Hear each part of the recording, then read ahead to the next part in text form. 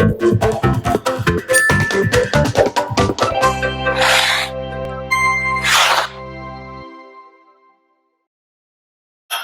there, Loy Machedo speaking to you from loymachedo.com, and who's Loy Machedo. Today, the date is May 8th, 2016. Time right now is 12 in the afternoon, 12:08. Okay, just want to give you a spoiler full review of Batman versus, not Batman, what am I saying? Captain America Civil War. Okay, Captain America Civil War, my uncensored review. Okay, now, after Batman versus Superman came out, I was exceptionally disappointed, very disappointed, because I didn't like it. I really didn't like. What I didn't like is, I think the first thing I didn't like was the trailer. They kind of spoiled the whole movie by giving out the trailer. If they had just limited the movie to showing Batman fighting Superman and you don't know what is going to happen next, personally, I would feel that would have done it. People would have been very happy. But the minute they showed Doomsday, finished, the entire story was out. You just knew it, that Batman and Superman would fight each other, and then eventually they'll come together and they would fight this bad guy. In fact, they shouldn't have even showed Wonder Woman, because if they didn't show Wonder Woman, then the surprise element would happen. Hey, why you guys are fighting? Shut up. Why are you fighting? Huh? No fight. No fighting. Okay.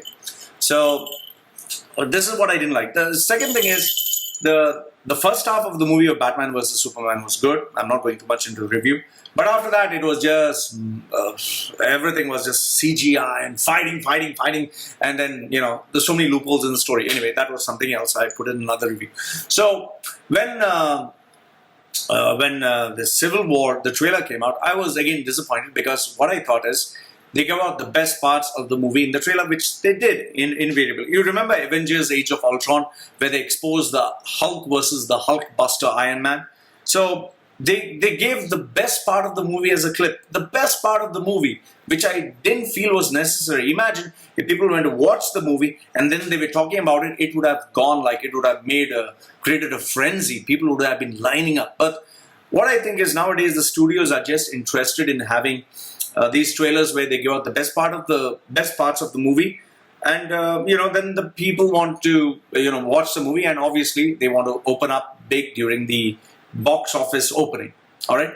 So when Captain America Civil War trailer came out, I thought they gave out the best parts of the movie, but however, they didn't. Now this is the funny thing, they didn't.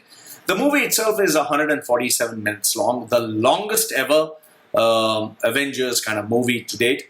You have directors Anthony Russo and Joe Russo that do an incredible and fantastic job of juggling so many different personalities, so many different characters. Just imagine having all those characters come up on screen, and you have to balance things out equally between everyone. See, now, so what is the story? The story is Civil War finds the Avengers disassembled. They are everywhere. Okay, they are just broken up in two halves.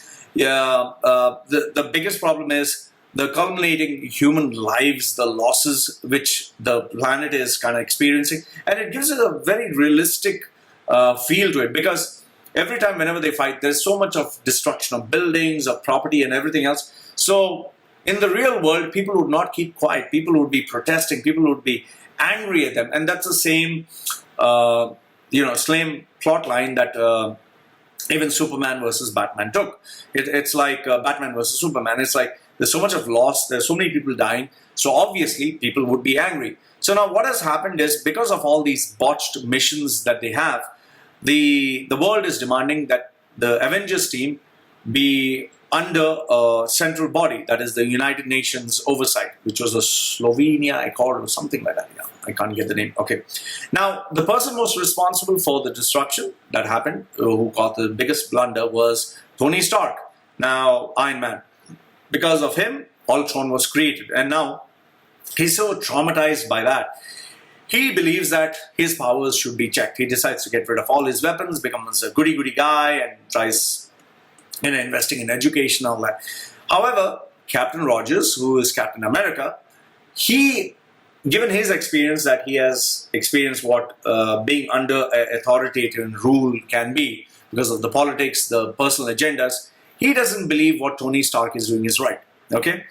And now you have two alpha males, the main characters, who believe in two different views. Then what happens is the audience is kind of divided. Should we go with the blue-eyed, blonde-haired, starry-eyed, perfect teeth, like Iron Man calls him, typical goody-goody boy, whom the audiences love to bro? Or would you go with a guy who speaks logic, whom you may not necessarily agree with, but you have to, take his side because he speaks sense? So who do you agree with? Captain America or Iron Man? So the audience now is divided into two. And then obviously you see the superheroes having different opinions. So now you have both of them being right at their place. So it's more like this tragedy that is taking place. Two of your favorite characters both splitting up. And then what adds more to the problem is when we see Bucky the Winter Soldier, Barnes, that is Sebastian Stan, he becomes a suspect in an assassination attempt. Now, we have seen him play the role of a villain when Captain America fought with him, the Winter Soldier. And we are being revealed one side of the truth. That is, he was being brainwashed into doing whatever he did. So now, you have the perfect plot being set into place. And where Captain America uses his heart to take the side of Bucky, Iron Man uses logic and says, no, this is even more a deeper reason why we should fight him. And then you have this brand new enigmatic hero, the Black Panther. Wow. He is also there, and now he also takes sides and he wants to kill this guy. So now what do you do? So this is where the director, I think he does an amazing job. Anthony Russo and Joe Russo, they do an amazing job where they have to juggle with all these characters. Look at the characters. Chris Evans as Steve Rogers and Captain America. You have Robert Downey Jr., Tony Stark, the Iron Man.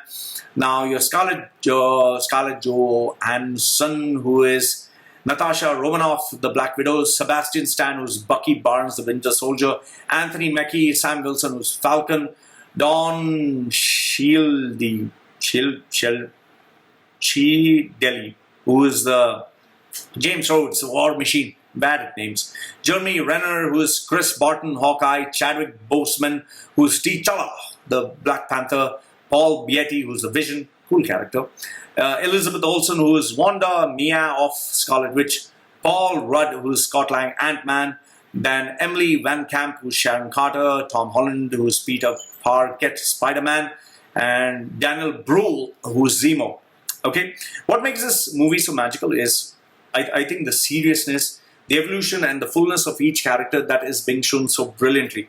And what I loved even more was how the film actually approached the problem that each super would give without actually, kind of destroying each other, but they have to overpower each other. I think that itself is such a difficult task where you have to balance everyone up. And how the directors decided, okay, he will fight with this guy, he will fight with this guy, he will fight with, her or whatever. And the icing on the cake, I think, was when the humor that was laced and interwoven towards such a dark plot. I mean, the Amazing Spider-Man and Ant-Man kind of brought a kind of fresh new, it's like a sense of freshness. Tom Holland, incredibly energetic, a fast talker, who has a lot to learn. And, you kind of love the fact that he is admiring Captain America's shield. He's impressed with Falcon's wings and the Winter Soldier's arm. It's like, wow, it's like we could relate to it, because if we were just given superpowers, we'll also be like, wow, look at all this. And he keeps talking.